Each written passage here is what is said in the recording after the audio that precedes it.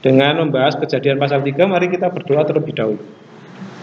Kami mengucap syukur Tuhan untuk kebaikan-Mu sepanjang perkuliahan kami, bahkan pelayanan kami di hari weekend. Kami sudah merasakan pengalaman-pengalaman untuk melayani Tuhan, melihat bagaimana pelayan-Mu melayani pelayanan pekerjaan Tuhan melalui firman dan sakramen.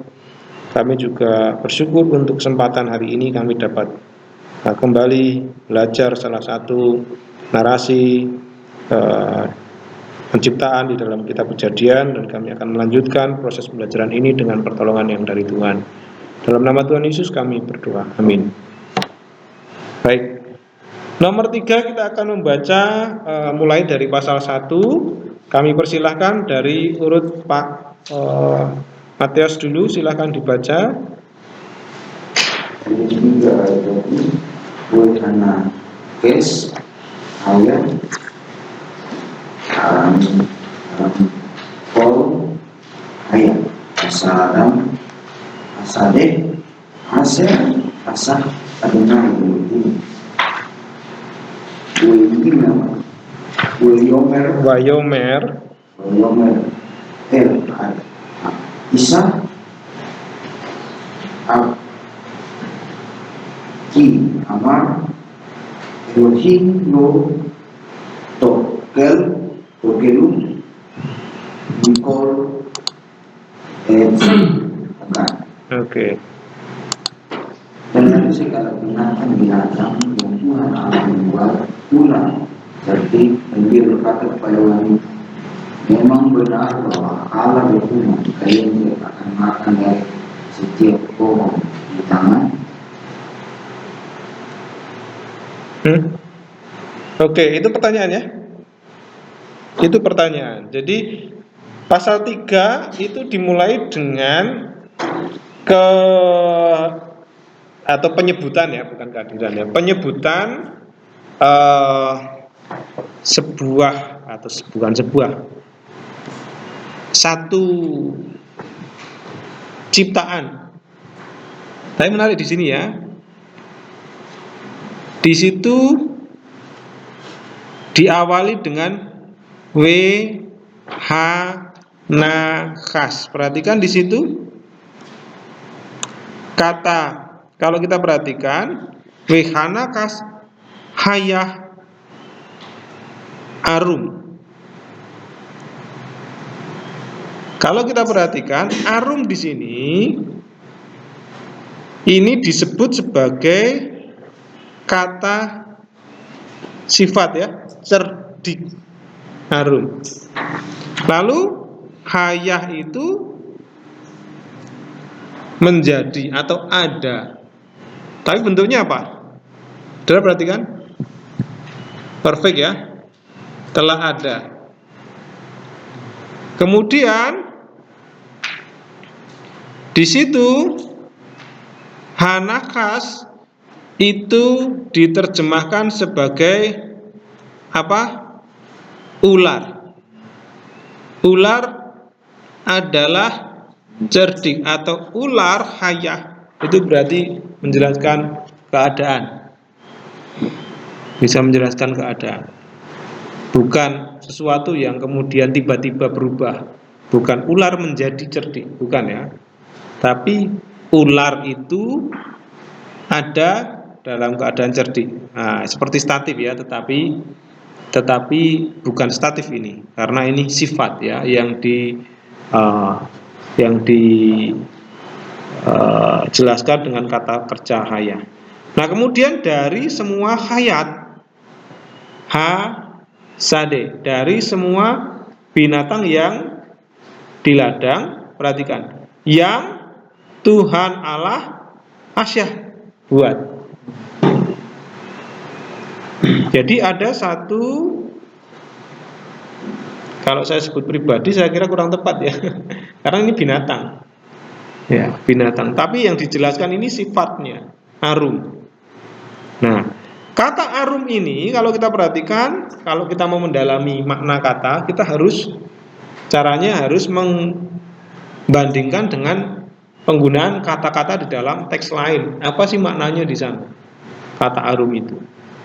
Nah, arum ini biasa dipakai di dalam kitab puisi atau amsal ya. Atau amsal, kadang-kadang dipakai dalam kitab amsal. Ini 8 kali, 2 kali juga dalam kitab Ayub. Nah, ke-10 kali penggunaan itu diterjemahkan bijak, bukan cerdik tapi bijak. Wah, ini menarik ya. Bijak. Ular digambarkan sebagai sumber hikmat atau sumber kebijakan, tapi di luar Allah. Seharusnya hikmat itu berasal dari Allah, tapi ada hikmat yang berasal dari luar Allah. Jadi kata arum itu bukan kemudian seperti dongeng-dongeng kancil ya kan. Kalau SD itu kan ada pelajaran kancil yang mencuri apa? Menyeberangi sungai dengan buaya ya kan. Buaya yang suruh berbaris, mau dihitung, nanti kalau sudah dihitung nanti saya dimakan ya. Nah, itu dongeng SD. Masih ada ya? Kalian juga ada ya? Ada juga yang kancil mencuri timun. Bayangkan kalau sampai sekarang itu itu masih jadi pelajaran anak-anak ya. Tidak kaget kalau anak-anak itu mengadopsi mentalitas kancil. Ya. Nah, perhatikan sekali lagi, kehadiran ular di sini merepresentasikan atau mewujudkan atau memperlihatkan adanya hikmat atau kebijaksanaan di luar Allah, atau hikmat yang berasal dari luar Allah. Itulah kenapa disebutkan arum tadi, cerdik, supaya dia itu mengantarkan kita kepada pertanyaan, hikmatnya seperti apa sih? Nah, di belakang itu nanti ular akan menunjukkan hikmat yang di luar itu seperti apa. Kita akan melihat hikmat yang di luar seperti apa. Hikmat yang di luar Allah dibanding dengan hikmat yang berasal dari Allah itu jelas berbeda. Kita akan lihat perbandingannya. Hikmat yang ditunjukkan oleh ular yang disebut arum tadi, bijak. Kalau bijak itu kan biasanya sesuatu yang baik ya, positif. Wah, orang ini bijak sekali. Bijak itu berarti seolah-olah dia itu bisa memberikan pertimbangan yang baik, orangnya ramah, kemudian halus, kemudian bisa berpikir objektif gitu ya. Tapi sekali lagi, ini merepresentasikan bukan bijak yang seperti itu, tetapi bijak atau hikmat yang di luar Allah. Ya, hikmat yang di luar Allah itu seperti apa? Nah, hikmat yang di luar Allah itu nanti ditunjukkan dengan sebuah diskusi antara ular dengan manusia. Tetapi menarik, diskusinya itu dia tidak menggunakan istilah-istilah atau kata-kata yang berasal dari luar. Dia menggunakan firman Tuhan.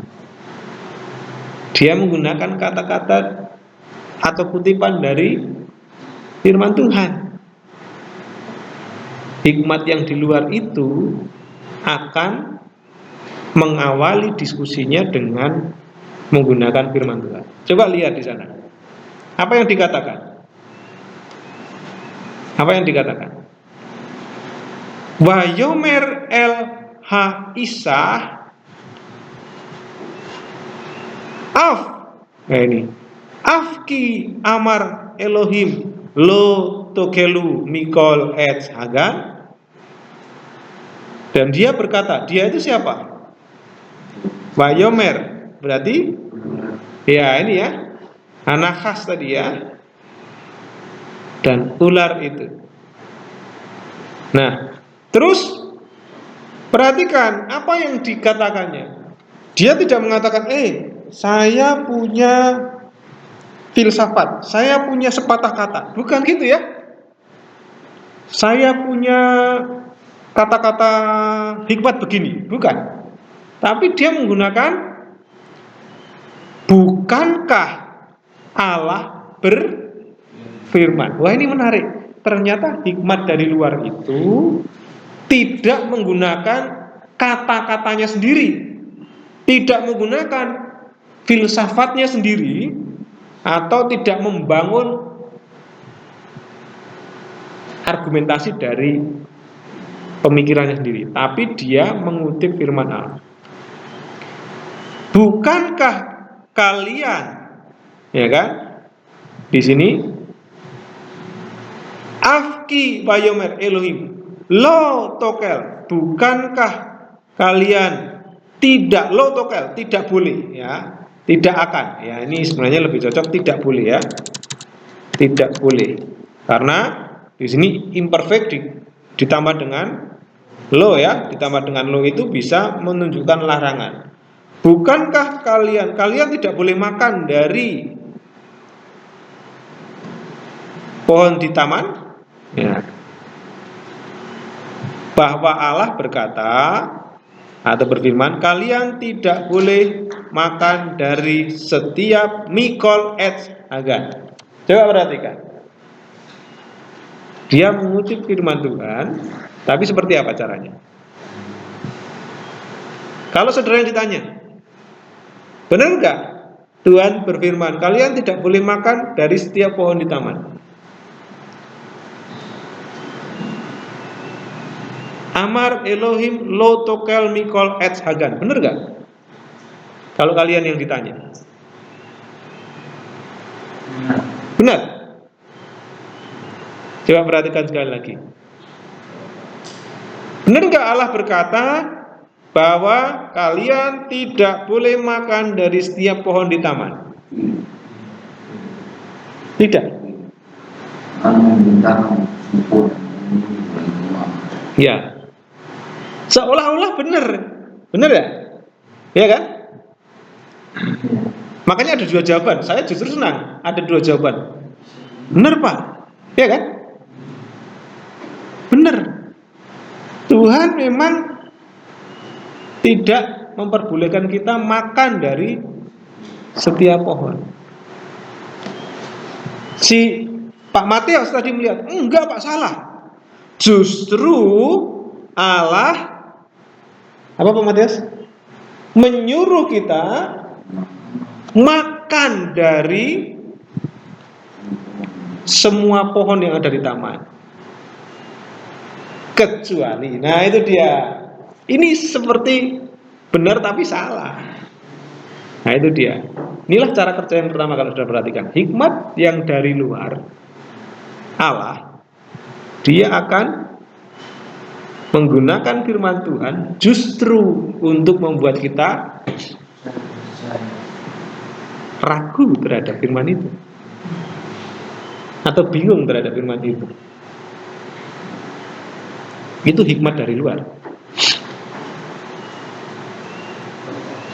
Ya, iblis itu kan cara kerjanya seperti itu. Dia akan membuat kita meragukan firman Tuhan. Tapi supaya kita tahu firman, ya dia akan kutip firman dulu. Ya, tapi hati-hati, firman yang diplesetkan sedikit itu bahaya. Ini yang terjadi ketika kita lihat. Nah, menarik di situ mikol hayat harsade. Sebelum kita nanti masuk ke sana, dari segala binatang, ular yang menggoda Hawa itu adalah binatang. Nah ini ada yang mengatakan yang dipakai iblis, bukan iblis sendiri yang menyatakan diri sebagai ular. Nah ini, menurut saudara bagaimana? Apakah iblis menjelma menjadi ular, atau itu ular saja? Tidak ada kata iblis di sana ya? Ada nggak kata iblisnya? Ular loh. Atau memang ular itu adalah iblis? Iblis menyerupai ular. Oke, iblis menyerupai ular. Menurut saudara gimana ini? Ini hubungan antara ular dengan iblis itu seperti apa?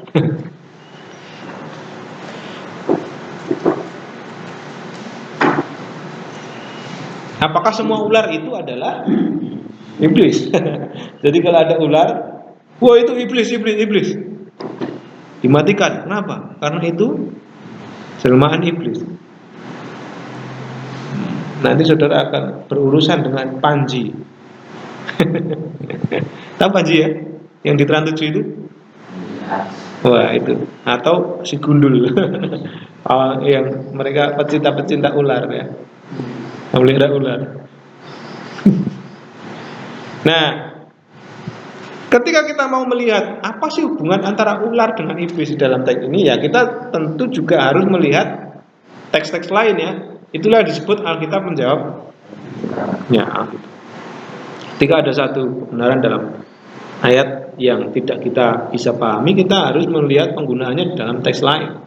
Tapi hati-hati juga, kadang-kadang teks lain itu konteksnya berbeda, nggak bisa langsung kita terapkan di dalam teks-teks tertentu. Oke, kita lihat di dalam teks lain,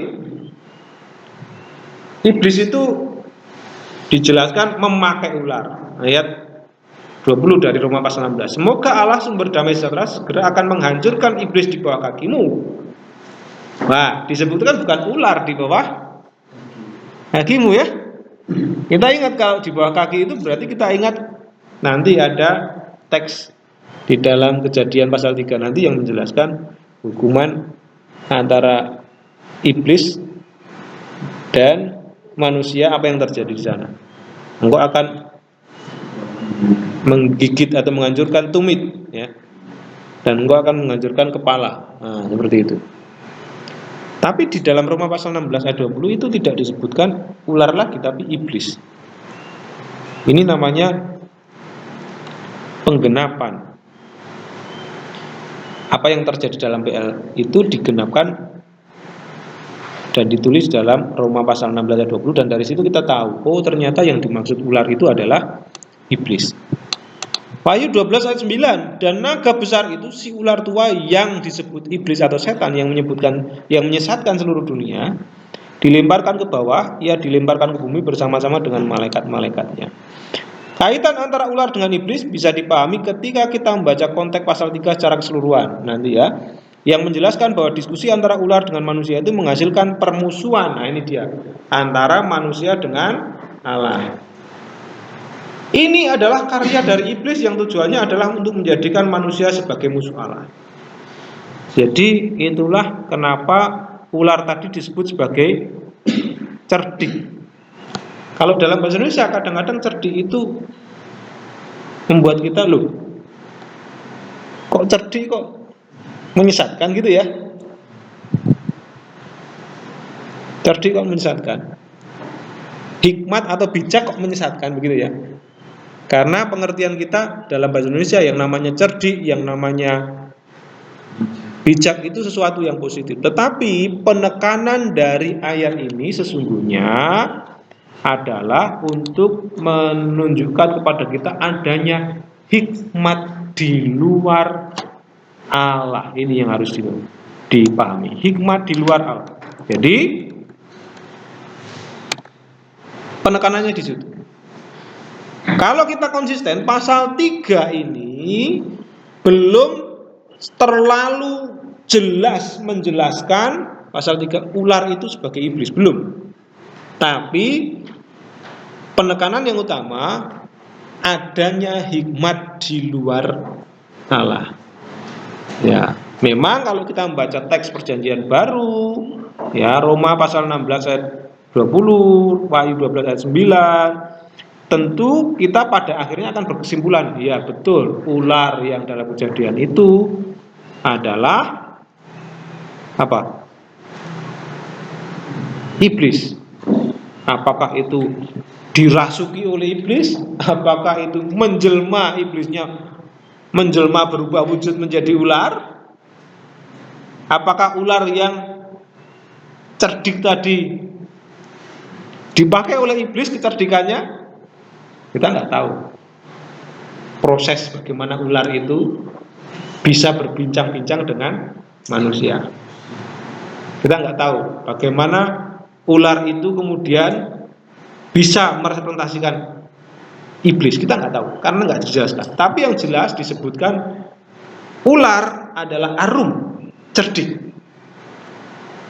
Tetapi kecerdikan yang berasal dari luar Allah, hikmat yang di luar Allah, ya, hikmat yang di luar Allah.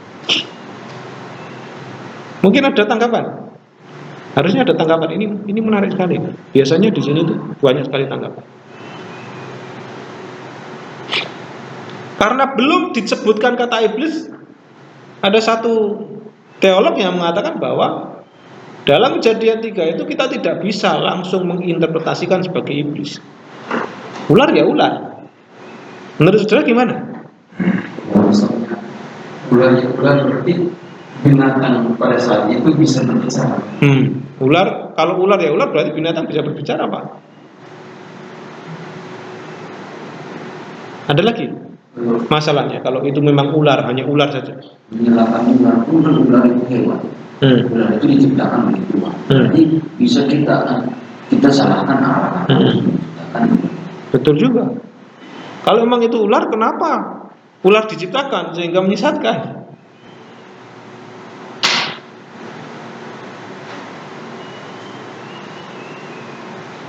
Kalau ular itu cerdik kemudian kecerdikannya dipakai untuk menyesatkan manusia, ya Tuhan juga patut dipersalahkan lagi ya.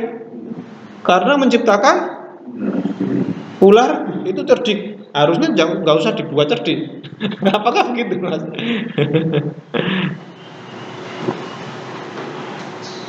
Ya, kita sama seperti kemarin itu menyalahkan Pak Polisi kenapa taruh lampu lalu lintas di tengah jalan sehingga kita melanggar.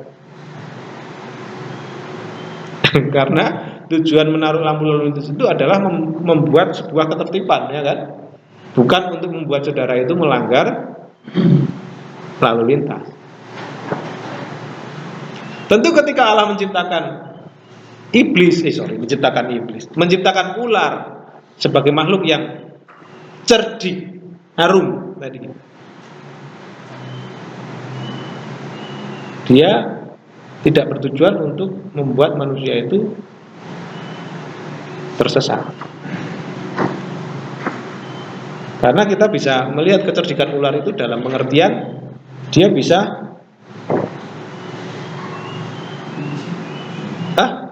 berbicara ya. Kita nggak tahu gimana caranya ular itu berbicara, berkomunikasi. Apakah manusia punya kemampuan untuk berkomunikasi dengan binatang ketika sebelum jatuh dalam dosa? Kita nggak tahu juga. Banyak pertanyaan yang harus kita jawab dan seringkali itu mengganggu. Contohnya lagi nanti, ketika kita melihat ular itu dihukum dengan berjalan di atas perutnya. Pak, berarti apakah dulu ular itu berjalannya begini, seperti ulat begini, atau ada kakinya? Sehingga sekarang kakinya nggak ada. Kita akan bertanya itu.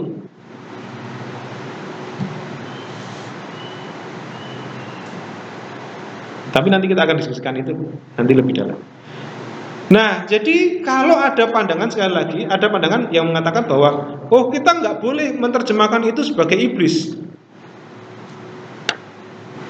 Karena itu belum disebut iblis.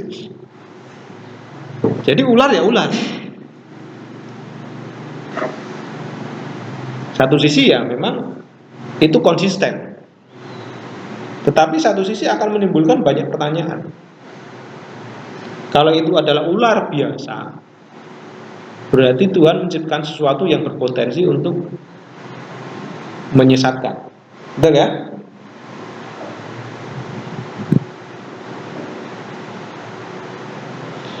Tapi perhatikan, dari segala binatang di ladang yang Tuhan Allah buat,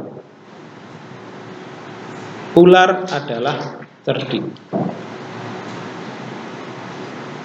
Berarti ular itu termasuk ciptaan ya? Betul nggak?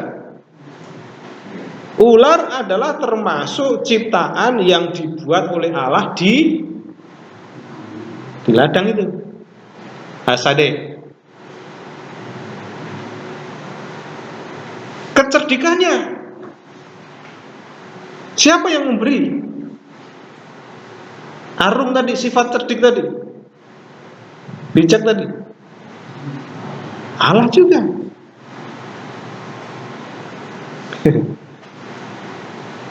Kan di perjanjian baru saya nggak tahu dalam firman tinggalnya ke bijak ya cerdik Injil ya.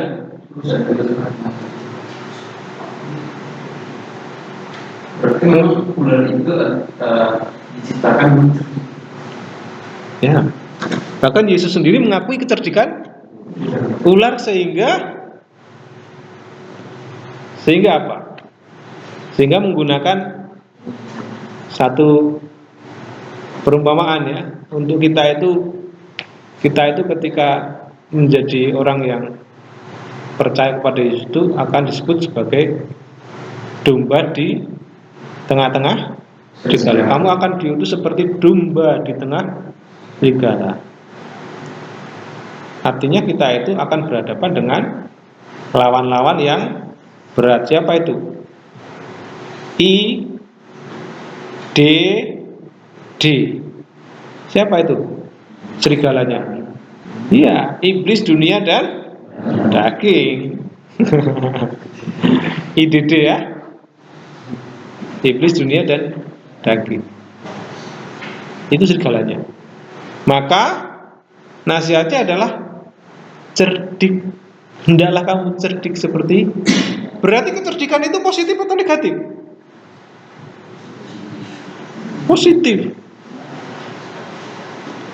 Nah, Arum itu Cerdik gimana dulu? ya, cerdik itu positif atau negatif? Kan ada kecerdikan seseorang untuk berbuat baik, ada kecerdikan seseorang untuk berbuat jahat. Jadi kita tidak bisa menyatakan itu positif. Nah, itu dia. Saya punya contoh, saya cerdik untuk bisa menulis. Jadi kita tidak bisa katakan bahwa kecerdikan itu ada yang positif. Oke, kalau cerdik dalam arti positif itu cerdik ya. Kalau cerdik dalam arti negatif itu dalam bahasa Indonesia punya satu kata, licik. Ya kan? Cerdik untuk sesuatu yang negatif itu biasanya lebih tepatnya digunakan kata licik. Tapi kalau cerdik, ketika Yesus mengatakan cerdiklah seperti ular dan tuluslah seperti ini menarik ya. Kalau di situ nggak ada tuh merpati dalam konteks pasal 3 Kejadian itu nggak disebutkan. Dari antara semua binatang yang diciptakan, ular adalah cerdik, merpati adalah tulus, nggak ada. Lalu dari mana Yesus bisa berkata cerdiklah seperti ular dan tulus seperti merpati?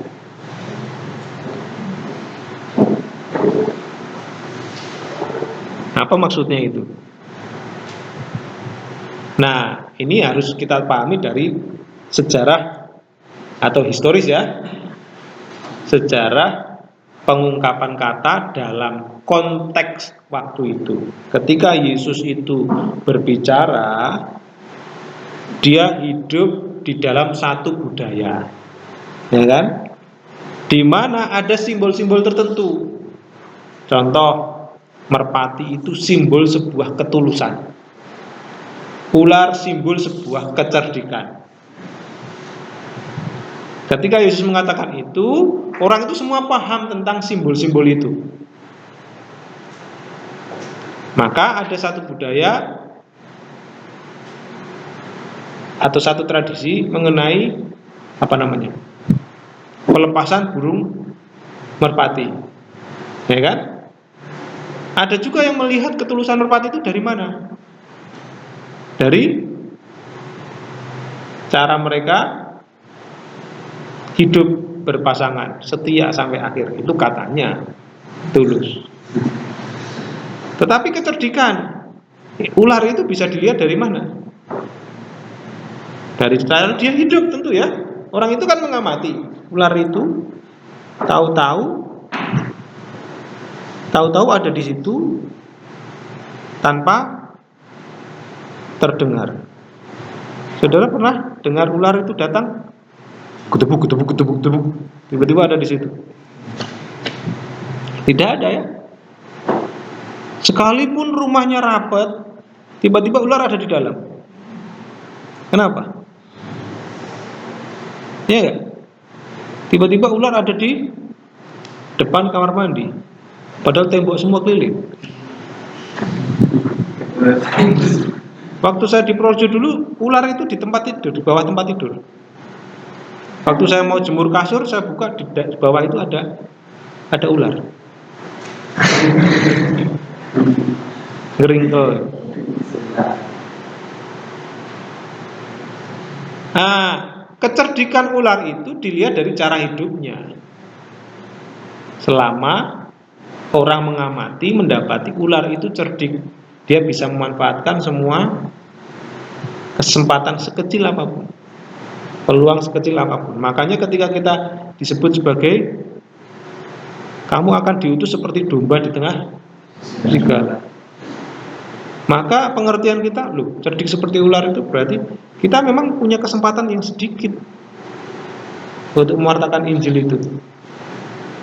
Tapi peluang sekecil apapun harus kita gunakan. Seperti ular yang memanfaatkan peluang sekecil apapun untuk bisa masuk. Ya. Lalu kecerdikan ular apa lagi? Dia bisa tiba-tiba ada di situ mengagetkan orang tanpa orang tahu. Artinya nggak banyak cakap, tapi tiba-tiba langsung orang itu tahu sesuatu, dan itu membuat kita kaget. Nah, kehadiran kita sebagai pewarta Injil itu, kita itu seringkali membuat orang kaget dengan sesuatu yang nggak bermakna. Orang datang dengan atribut kekristen ribut-ribut, dengan nyanyi-nyanyi yang keras-keras, suara lantang-lantang, bikin ributnya dulu, bukan bikin wartanya dulu, tapi bikin ributnya, bikin ganggu dulu. Ya kan? Jadi orang belum dengar berita Injilnya itu sudah empet dulu dengan cara hidupnya. Ya enggak? Orang pakai salib besar jadi kalung, wah, terus tiba-tiba bikin rusuh di situ, mabuk-mabuk. Ya, itu tiba-tiba bukan kaget karena mendengar Injil, tapi empet dengan kelakuan cara hidupnya. Ada juga yang merasa penginjilan dengan cara apa? Ibadah yang datang 10 orang pakai band besar tanpa peredam. Lalu supaya orang itu tahu kita nyanyi-nyanyi keras memuji Tuhan, kita pakai band dengan suara yang besar. Jemaahnya cuma 10 orang. Belum sampai firman diberitakan itu sudah digerobyok. Kenapa? Karena orang, kita tidak seperti ular.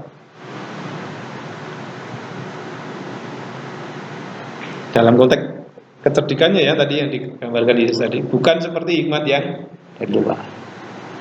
Jadi tentu Yesus tidak sedang mengutip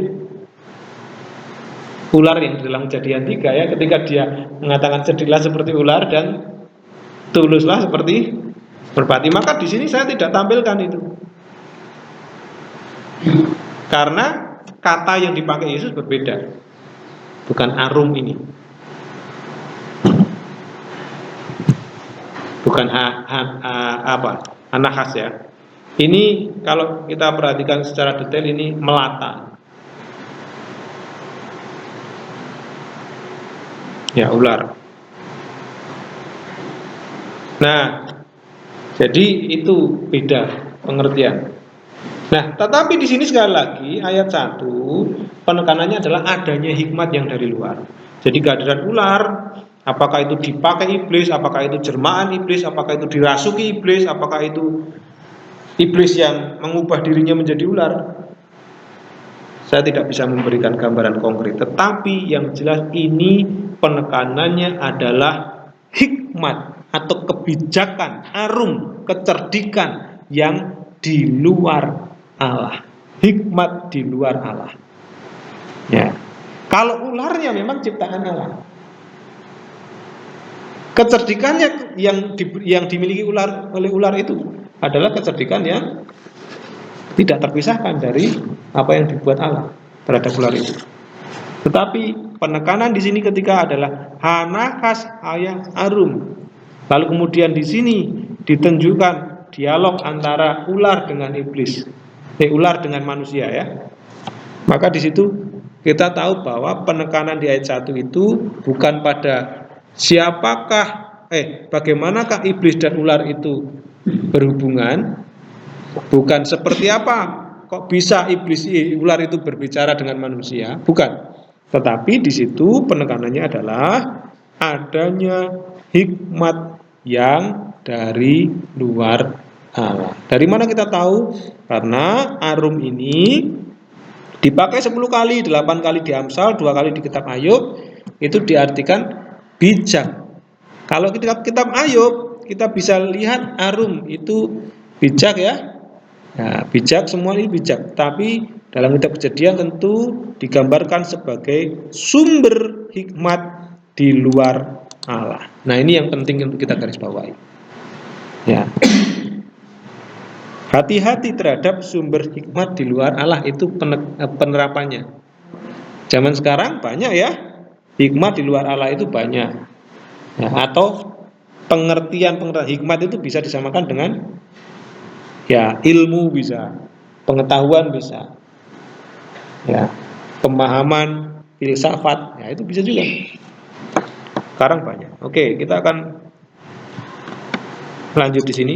Penulis ingin menekankan bahwa sosok baru ya atau figur baru, sosok baru ya. Seekor ular adalah pusat dari tindakan. Karena ular adalah salah satu makhluk Allah, maka kecerdikannya tidak boleh dipandang sebagai sifat jahat. Kalau begitu nanti kita akan menyalahkan Tuhan. Nah, ngapain Tuhan dikasih kecerdikan kepada ular? Hewan yang cerdik ini, nah ini dipakai setan sebagai alat untuk menciptakan permusuhan antara Allah dan anak-anaknya. Ini Jiske yang berpendapat ya. Jiske yang berpendapat. Kalau saya pribadi, saya berfokus pada ini. Ular itu digambarkan sebagai sumber hikmat di luar Allah. Saya ya sebenarnya sependapat ya, sepandangan. Kalau Jiske itu dipakai setan sebagai alat untuk menciptakan permusuhan Allah, ya kalau saya melengkapi sebenarnya, bukan melengkapi ya, punya pandangan yang senada dengan itu. Kalau senada itu kan ya mirip ya. Kalau saya melihat itu sebagai sumber hikmat, arum di luar Allah. Nah, ular diidentifikasi sebagai representasi pihak yang jahat. Nah, ini yang dosen saya ini ya. Antitesis kebaikan. Supaya menunjukkan ada pihak baik dan pihak jahat ya. Ini ya mirip ya. Representasi pihak yang jahat, antitesis atau lawan dari kebaikan. Nah, kalau kebaikan itu tentu ya datangnya dari Tuhan ya, dari Allah, supaya menunjukkan ada pihak baik dan pihak jahat. Nah, ini dosen saya yang berbicara seperti itu. Oke, jadi dia tidak mau langsung menyebut ular ini sebagai iblis, tapi sebagai representasi atau kehadiran pihak yang jahat atau lawan dari kebaikan. Ya, itu dia. Oke, tapi kalau kita lihat teks lain, Wahyu dan Roma itu jelas ya, pada akhirnya ular bisa disebut sebagai iblis ya. Ular bisa diidentifikasikan sebagai representasi iblis dari apa? Dari cara tindakannya. Kalau dari pasal 3, kita itu bisa menyebut ular adalah iblis, representasi iblis ya, bukan semua binatang ular itu bukan. Ular dalam Kejadian 3 itu dari tindakannya apa saja. Jelas di sana tindakan iblis, dia menyesatkan. Dia menggunakan firman Allah untuk meragukan manusia terhadap firman tersebut. Dan dari hasil penyesatan itu terjadi permusuhan dengan Allah. Nah, itu kalau kita mau mengidentifikasi ular sebagai iblis di dalam Kejadian pasal 3 itu. Siapa lagi yang menyesatkan manusia atau yang membuat permusuhan antara Allah dengan manusia kalau bukan iblis? Siapa lagi yang kerjaannya meragukan manusia terhadap firman kalau bukan iblis? Yesus saja digoda kok, supaya dia tidak sesuai dengan kehendak Allah, supaya dia melakukan apa yang dikehendaki oleh iblis, tidak jadi mengikuti kehendak Allah. Iblis menggoda Yesus bukan dengan cara apa? Tampil dengan muka seram. Kalau saudara itu takut setan karena saudara perlihatkan wajah-wajah yang seram, itu saya sebut setannya itu amatir itu. Ya kan? Kalau ada yang takut lihat bayangan hitam, muka seram di kamar mandi, dan di kamar mandi sendiri, itu masih takut sama setan amatir. Kalau setan yang senior itu cara kerjanya itu ngeri, bukan ngeri ya, justru membuat kita itu tergiur. Ketika Yesus digoda, dia tidak digoda, dia tidak ditakut-takuti, tapi justru ubah batu itu jadi roti. Orang yang kelaparan disuruh membuat ada roti di situ. Yesus bisa nggak? Bisa. Kalau sudah jadi roti, tentu kan, aduh, makan. Kalau makan ya dia nggak jadi puasa dong, ya kan? Dia tidak jadi mengawali pelayanannya dong, ya kan? Kan Yesus mengawali pelayanan dengan berpuasa 40 hari, ya kan? Untuk mengetahui, untuk mengawali pelayanannya, melaksanakan kehendak Allah, mati di atas kayu salib. Digoda dengan apa lagi? Jatuhkan dirimu supaya sakit, supaya patah tulang. Gitu? Enggak, supaya apa?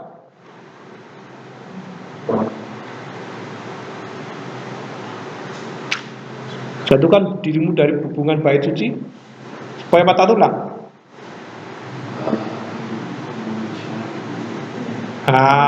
Nanti kok dijagain malaikat, ditangkap.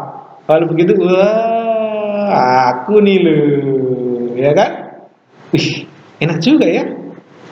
Jatuh kemudian tangkap, nggak jadi. Wah, keren dong, terkenal dong, ya kan? Kalau zaman sekarang viral.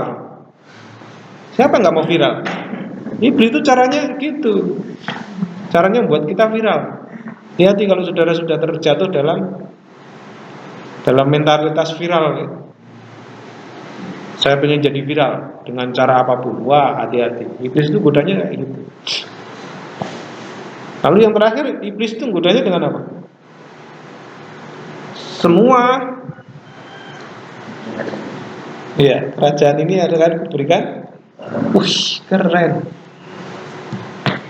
Siapa yang nggak mau kerajaan? Mau dikasih satu mobil aja sudah tergiur, apalagi kerajaan. Itulah cara kerja yang iblis sesungguhnya. Kalau cuma nakut-nakuti itu, aduh.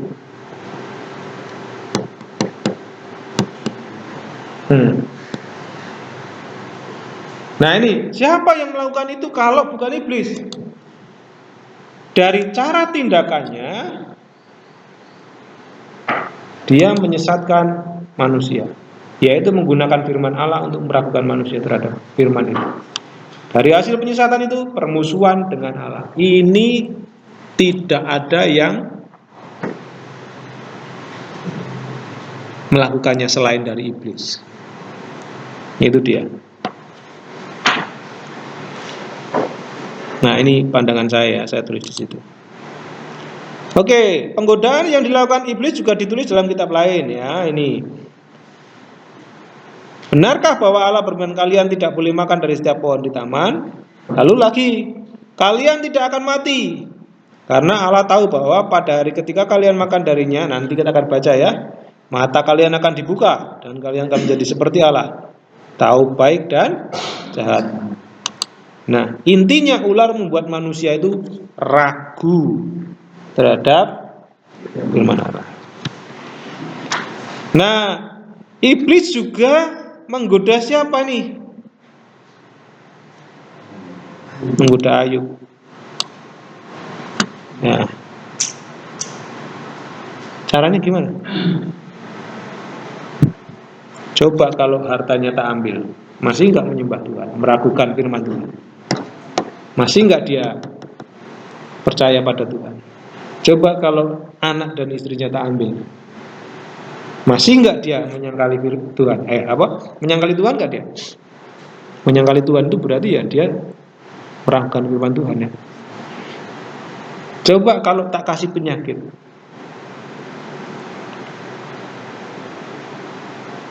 ya. Maka saudara kalau berdoa ya jangan jadikanlah kami Ayub-Ayub masa kini. Kalau seperti itu, dengan senang hati iblis akan segera menjawab. Kalau begitu maka ku ambil istri anakmu, ku ambil harta kekayaanmu dan kuberikan kamu penyakit, supaya kamu jadi Ayub dan saya mau lihat apakah kamu masih menyembah Tuhan. Nah itu dia. Lalu ya ini Matius 4, Markus 1 dan seterusnya. Itu apa namanya? Cara kerja iblis. Nah, kita mau lihat respon Hawa ini. Kita baca dulu ya. Kita baca dulu ayat yang kedua.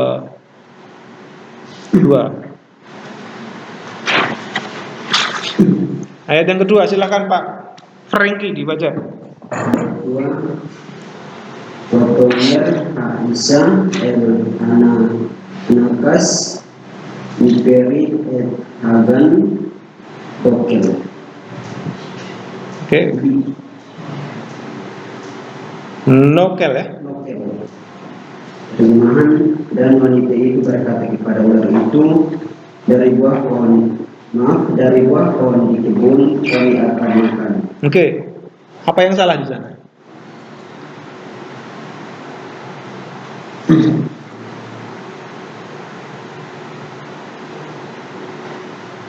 Apa yang salah di sana?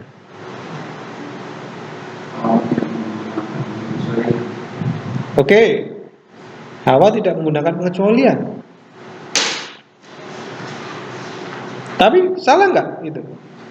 Kalau dia hanya kutip perkataan di ayat yang memang mengenai buah yang layak untuk dimakan, yang baik untuk dimakan, itu nggak salah. Hawa nggak salah. Salahnya di mana?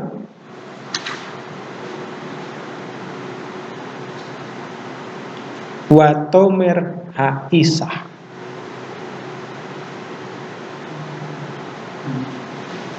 Apa Pak Gusti?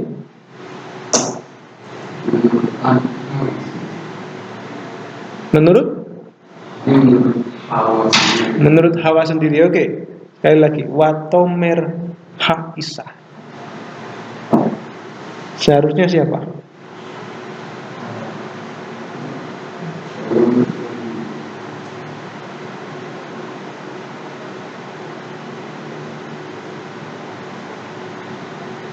Yang menjawab pertemuan pertama itu adalah Haisah. Ada yang salah dengan itu? Apa Pak Gusti sudah senyum-senyum ini? Padahal Isa itu adalah Esher Kenegdo. Tapi di situ disebutkan Watomer Haisah. Ada yang salah di sana?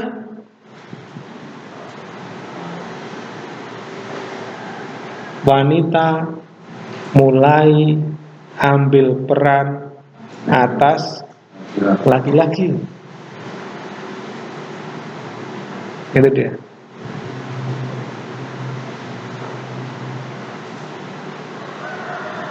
Kalau kata-kata yang di situ, dari buah pohon kebun itu kami akan makan, kami boleh makan.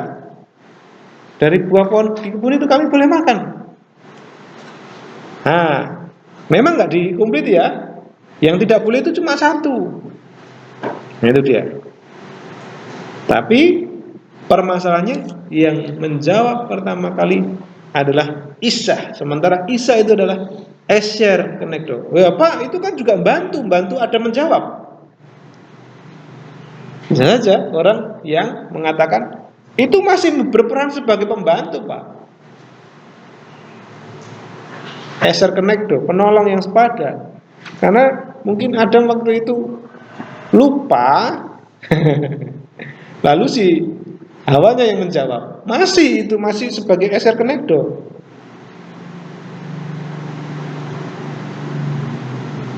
Ya, saya beranggapan itu sudah melampaui peran atas laki-laki dengan langsung menjawab itu. Seharusnya kalau emang dia mau menjawab menjadi Esher Kenegdo, dia akan berkata kepada Adam, Pah, kira-kira begitu ya. Bukankah nggak gitu firmannya? Mengingatkan ya. Seingat saya itu boleh loh semua. Nah, kira-kira begitu ya. Kira-kira seandainya dia itu mau berperan sebagai Esher Kenegdo, tapi perhatikan di situ wanita sudah langsung berbincang dengan iblis ya. Dan saya melihat itu indikasi awal. Indikasi awal dia mengambil peran. Nah, lalu dia masih berbicara lagi nih.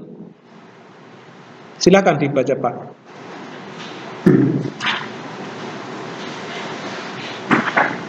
Memberi Asher Betok Hagan Amar Elohim Lo Tokelu Nimenu Welo Digiu Bu Pen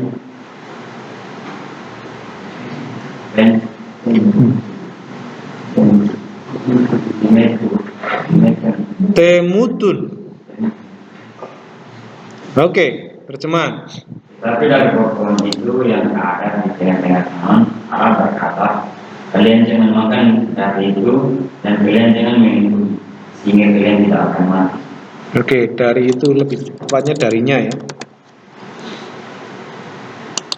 Ya, dan kalian jangan menyentuhnya sehingga kalian temutun. Apa yang berbeda? Kalau tadi dia sudah mulai berbicara, sekarang apa yang berbeda dari perkataan Hawa dengan firman Allah? Saudara lihat di situ? Apakah ini seperti apa yang dikatakan Allah sebelumnya?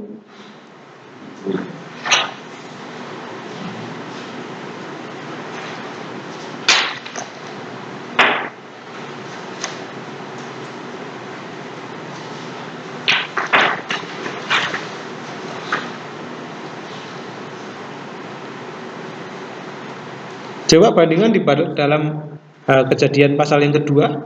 Saudara lihat apa yang sesungguhnya Allah katakan tentang pohon yang di tengah taman itu.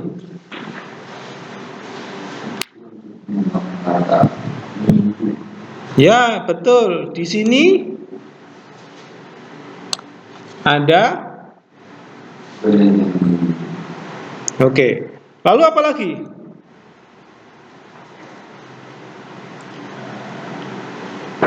Kata mut di sini temutun itu menggunakan kata kerja kal imperfect orang kedua jamak. Temutun. Oke. Kata dasar ini diawali dengan huruf T, lalu diintensi kata kerja orang kedua, ya kan? Kalian akan mati. Dicatat bahwa jamak maskulin dapat berlaku untuk laki-laki dan perempuan bersama-sama ya. Ini sekalipun jamak ya. Nah, ini ada saya kutip beberapa. Kata temutun tadi ini disebut sebagai paragogis nun atau ditambahkan ya. Temut harusnya, tapi ada temutun, itu adalah paragogik nun atau nun tambahan. Nah, nun paragogik bukanlah menambahkan sesuatu pada arti, tapi terjadi pada beberapa ratus kali kata kerja seperti ini, dan itu bukanlah menambahkan penekanan, itu kebiasaan saja. Nah, tetapi coba perhatikan, ini kal imperfect. Kalau di dalam pasal 2 dia menggunakan apa? Hah? Kamu akan mati atau kamu pasti mati? Kamu pasti mati. Ya, menggunakan apa di sana? Mutamut, betul ya? Coba cek lagi. Ayat berapa? Ayat 17. 2 ayat 17. Mutamut, betul ya? Bukan cuma temutun, tapi mutamut. Apa bedanya mutamut dengan temutun?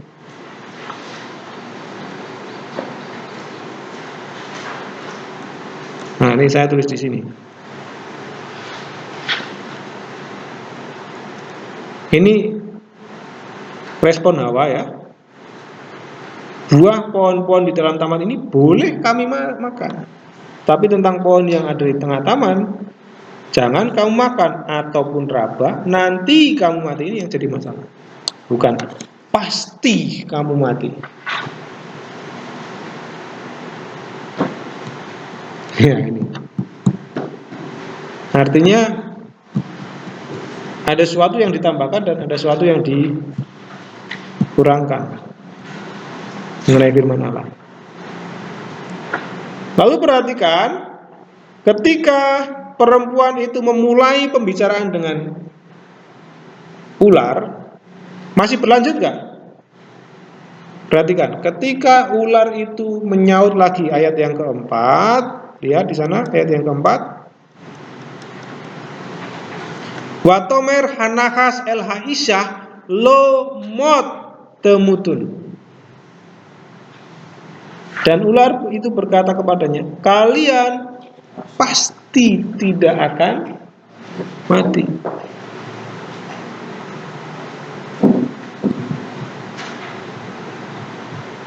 Apa yang dijelaskan di sana? Iblis menyangkal, jelas ya, menyangkal firman Tuhan. Manusia atau Hawa tadi dari temutun, kalian pasti akan mati. Jadi nanti kalian mati.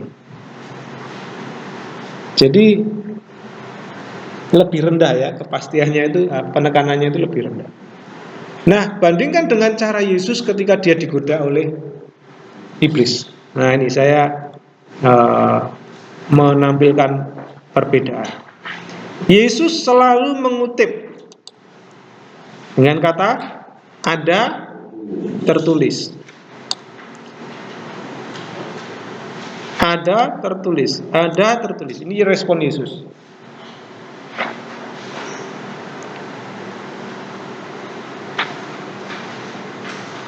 Jadi sola scriptura. Apa yang tertulis dalam Alkitab saja yang dikatakan benar. Sekalipun hikmat di luar firman itu memberikan kenyamanan, ya kan? Ubahlah batu jadi roti. Ya, bukan supaya jadi pedagang roti, bukan, tapi supaya makan, istilahnya itu. Ya kan? Nah, manusia hidup bukan dari roti saja, tetapi dari firman yang keluar dari mulut Allah. Nah, ini perbedaan. Kalau Hawa menambahkan, mengurangi firman, dan Hawa mendekati godaan, dia terus berbicara dengan Allah dia terus berbicara dengan ular ketika digoda itu. Sedangkan Yesus mengatakan apa? Enyahlah iblis. Tapi perempuan itu mulai melihat mulai apa di sana? Menarik. Nah, apakah menghindari? Mulai tertarik justru ya. Nah ini dia. Jadi pertama kali dia di sini berargumentasi, lalu di sini, lalu di sini, lalu di sini, ya kan? Lalu di sini.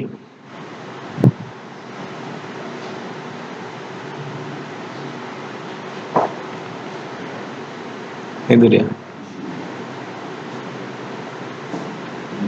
Ya, silakan Pak Matias. Menurut saya, Pak, ketentuan manusia dalam musik pada terjadi itu, saya rasa kita tidak bisa mengatakan Hawa. Karena kenapa? Hawa itu dia selalu menambahkan dan mengurangi akan kebutuhan. Kita mengatakannya. Ya, karena di saat di ayat yang ke-17 di pasal yang kedua yang ke-17 itu Tuhan memerintahkan hal itu. Hawa itu belum diciptakan. Gimana? Dan Tuhan memberikan perintah supaya jangan makan buah pengetahuan di ayat ke-17 itu Hawa belum diciptakan. Kenapa belum diciptakan?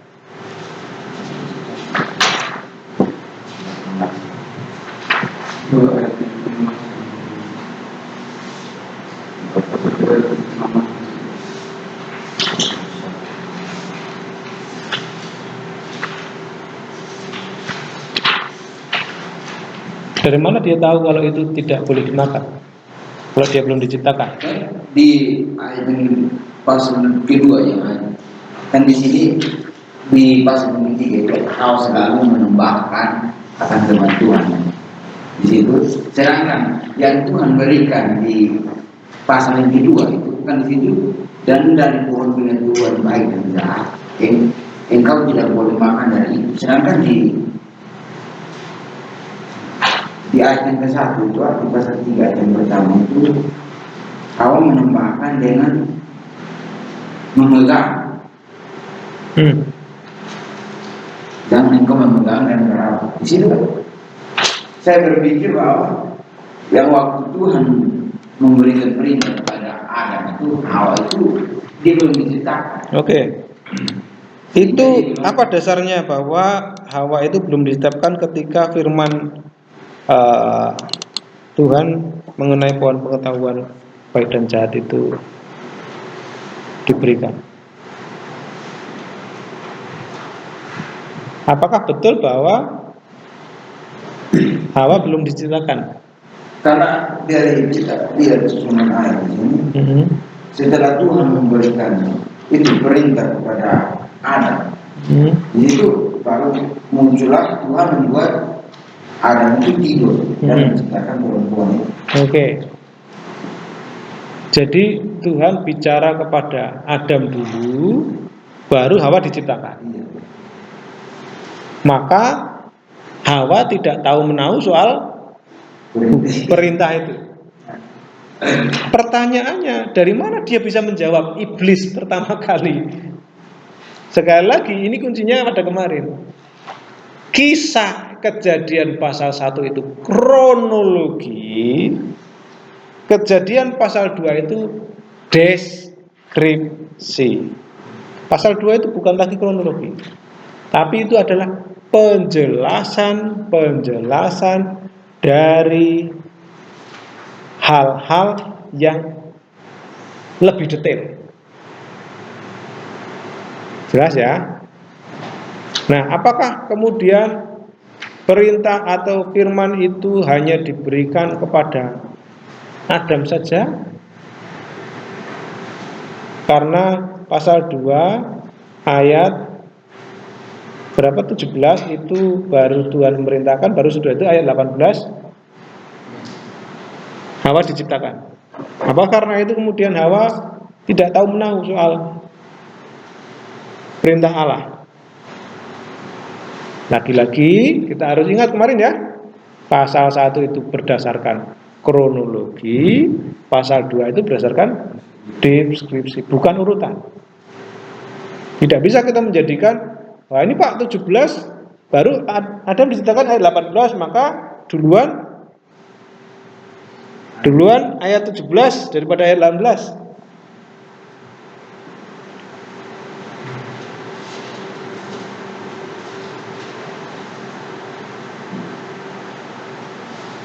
Kalau kita melihat itu sebagai kronologi nanti repot jadinya. Jadi lebih aneh lagi kalau misalnya nanti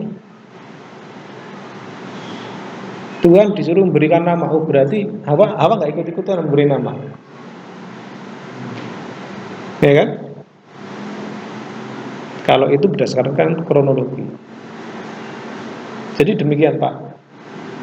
Kejadian itu pasal 2 itu bukan kronologi, tapi itu penjelasan, deskripsi.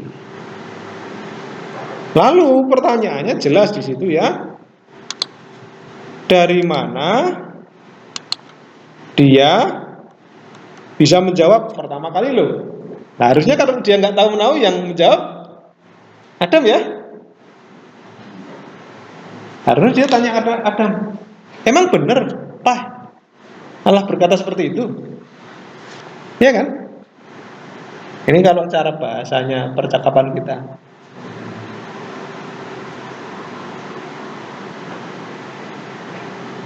Jadi otomatis Hawa tahu betul apa yang difirmankan oleh Allah.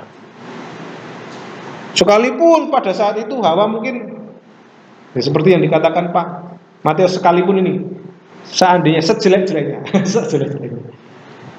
kalau dia itu misalnya firman itu datang duluan, aturan itu datang duluan, dia pasti tahu dari Adam. Ya enggak? Adam ngajari dia, ini loh Tuhan itu berfirman pada saya, belum kamu ceritakan ini, sebelum kamu diambil dari tulang rusuk, ya kan? Jadi kamu itu Tuhan sudah ngomong sama saya, semua pohon itu boleh dimakan, yang ini nih nggak boleh yang ini.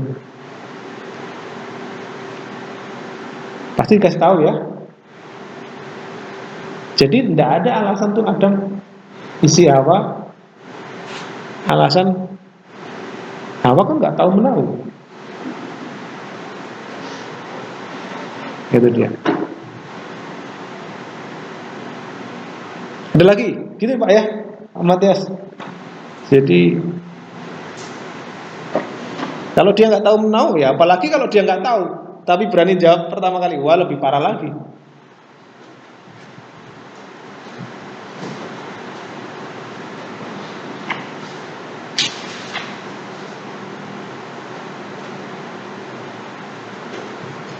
Nah inilah salah satu peran yang sudah sudah ketika Hawa itu menggunakan, ya memang dia belum bisa dikategorikan ini sebagai tindakan dosa ya, belum ya, karena ini belum jatuh dalam dosa. Tapi perhatikan Hawa di situ, dia masing-masing punya keputusan bebas, kehendak bebas ya. Kehendak bebas itu terjadi sebelum manusia itu jatuh dalam dosa. Manusia diciptakan segambar dan serupa dengan Allah, tentu dia punya yang namanya free will, kehendak bebas. Maka dia bisa memutuskan mana yang baik dan yang jahat, itu bisa. Tapi sesudah kejatuhan manusia dalam dosa, jelas manusia nggak punya namanya free will. Kalau teolog lain mengatakan, oh kita punya free will, kita bisa firman Tuhan mengatakan kecenderungan kita adalah jahat. Kita dahulu sudah mati oleh pelanggaranmu. Oh, orang mati kok punya kemampuan memilih, itu gimana? Ya mati itu nggak bisa punya pilihan, nggak punya kehendak bebas. Ya mati berarti cuman keadaannya sudah mati, nggak ada keberdayaan. Maka sola gracia, hanya oleh kasih karunia, cuma-cuma. Oke, ada lagi komentar Pak Matius, masih boleh loh menyanggah. Ini bukan berarti saudara harus berhenti berargumentasi. Tapi saudara memberikan tanggapan, saya menanggapi ulang. Nah, itu cara kelas yang baik seperti itu, ada tanggapan-tanggapan. Oke? Kejadian 2 bukan kronologis, kejadian 1 kronologis, kejadian 2 kronologis. Kejadian 2 deskriptif ya. Ini penjelasan. Bisa jadi penjelasan itu menjelaskan ini, menjelaskan ayat 1, menjelaskan ayat 2, menjelaskan ayat 3, menjelaskan ayat 2 lagi, bisa juga. Seperti itu, namanya deskriptif ya. Oke. Wah, waktunya sudah habis. Nah, saya akan berhenti sampai di sini. Ayat yang ketiga ya. Ayat yang ketiga. Nanti saudara perhatikan sekali lagi gimana tanggapan Hawa di ayat-ayat yang selanjutnya. Seperti apa tanggapan Hawa di ayat yang ke-5 dan seterusnya untuk menjadi bahan diskusi kita di minggu depan. Oke, bagaimana respon Hawa di situ? Oke, selamat pagi, Tuhan berkati.